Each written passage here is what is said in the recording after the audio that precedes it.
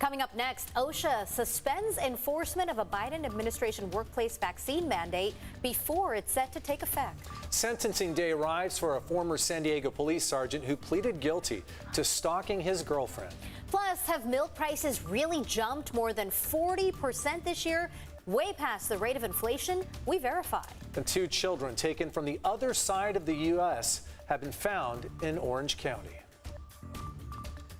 Those children will soon be reunited with their family. Good evening and thanks for joining us. I'm Marcella Lee. I'm Carlo Cicchetto. The 3-year-old boy and his 16-year-old cousin have been missing for nearly 2 weeks.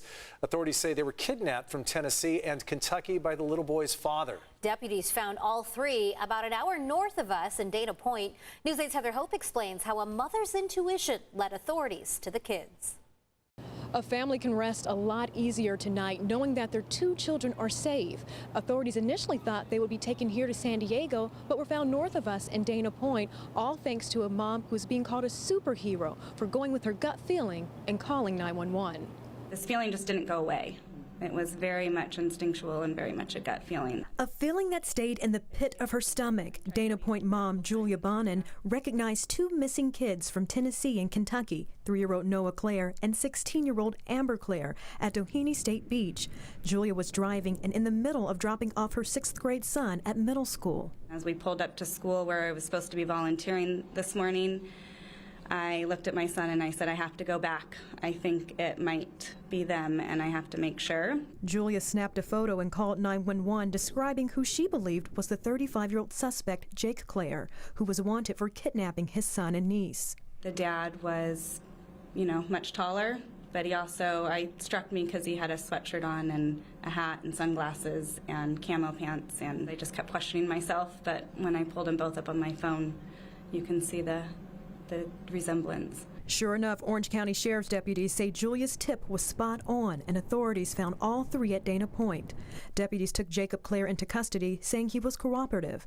He is a Kentucky resident accused of kidnapping his son Noah on November 5th from the child's home in Tennessee, and also taking his 16-year-old niece Amber from her home in Kentucky. Police have been looking for all 3. The car they were in, a silver Subaru Legacy, was found abandoned in San Clemente November 11th. Julia says she was overjoyed when she saw the children were safe with deputies. I couldn't stop shaking and tearing up. I just wanted to go hug them, but I didn't because, some strange lady running across just saying, we did it. Orange County Sheriff Don Barnes called Julia a superhero. I want to thank Julia for following her instincts, even when in her conscience was saying, this is probably nothing. Suspect Jacob Claire is being held tonight in Orange County and is expected to be extradited to Tennessee. Meanwhile, both sets of parents are on the way to California to be reunited with their children. Heather Hope, News 8. Thanks, Heather.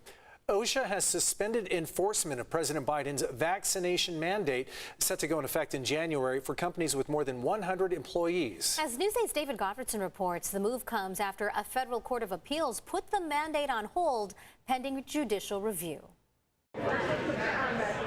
President Biden's vaccine mandate for private companies with more than 100 employees was supposed to go into effect on January 4th. It gives workers 2 options: get vaccinated or undergo weekly testing for COVID-19. The administration clearly has the authority to protect workers, and actions announced by the president are designed to save lives and stop the spread of COVID-19. Last week, the conservative Fifth Circuit Court of Appeals in New Orleans put a stay on the mandate while several states challenge it. On Thursday, OSHA, the Occupational Safety and Health Administration, posted on its website that it's suspending enforcement of the mandate per the court order. Some business organizations were concerned employees would quit once the mandate took effect. Most employers want to do the right thing, and they don't want to be on the wrong side of OSHA. They don't want to face, fines and such. And so this is the delicate conversation that's happening today in boardrooms as they're talking to their staff, saying, how do we roll this out and implement this and not cause a lot of people to decide they want to leave the company. California already mandates vaccines for healthcare workers, teachers, and state employees. The director of the state's Department of Public Health says he supports the federal mandate to combat the spread of COVID-19. Most people that look at this think it's the right strategy to go because it encourages people to get vaccinated, but ultimately gives the individual employee the final choice. The more than 30 challenges to Biden's vaccine mandate will now be consolidated and head to the Circuit Court of Appeals in Cincinnati, which is also dominated by conservative judges. Carlo? David, we may not have a date set for that court to hear the challenges yet, but is it fair to expect this case will end up in front of the U.S. Supreme Court? Yes, the challenges are coming from several Republican states and several large employers, so legal experts say it does appear that the case will end up before the Supreme Court. David Goffredson reporting live. Thanks, David.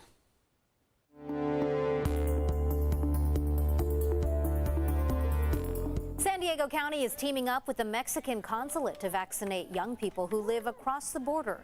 The program kicked off today with the first group of about 150 minors arriving in downtown San Diego from Tijuana to receive the COVID-19 vaccine.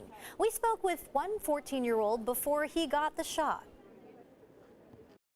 I think it's good because it's not only my health, it's the health of my family, my friends, in the school. I think it's a very good opportunity. Today's doses of the Pfizer vaccine were donated by County Health. County Board of Supervisors Vice Chair Nora Vargas says about 450 people ages 12 to 18 are expected to be vaccinated. All adults in California can get a booster shot right now. That could open up to all American adults soon. Pfizer is awaiting emergency authorization from the FDA to give those COVID-19 boosters to all adults nationwide. And as Anthony Pura reports, the Biden administration says it has purchased 10 million treatment courses of Pfizer's experimental COVID antiviral drug. FDA authorization for a Pfizer booster shot for all adults could come at any time. The drug maker filed for authorization last week. The CDC would still need to sign off on the plan. CDC will quickly review the safety and effectiveness data and make recommendations as soon as we hear from FDA. Some states aren't waiting. This morning, Massachusetts became the latest one to approve boosters for anyone over 18. If you were already vaccinated 6 months or more ago and eligible for a boost, get a boost. The move comes as breakthrough infections surge across the country. Minnesota is one of the hot spots. All 13 beds are COVID again. Looks just like it did a year ago, in December. And while the main focus remains on vaccination, President Biden announced his administration has purchased 10 million courses of Pfizer's antiviral COVID-19 pill, Paxlovid, to reduce the risk of severe illness for people infected with COVID. The drug still needs FDA authorization. Anthony Pura, CBS News, Los Angeles. The White House announced yesterday that nearly 10% of 5 to 11-year-olds in the U.S. have already received their first dose of the vaccine since that group became eligible just earlier this month. Fernando Tatis Jr. had an amazing season for the Padres, hitting 42 home runs and driving in 97, but it wasn't enough still for him to win the MVP award. Yeah, instead, the National League's Most Valuable Player award went to Philadelphia Phillies outfielder Bryce Harper today. Young Atlanta Braves star Juan Soto came in second, and Tatis finished third, just 30 points behind Soto. Actually, he's with the Washington Nats. But Tatis did receive 2 first-place votes. Jake Garriani will have more on today's announcement coming up later on tonight in sports.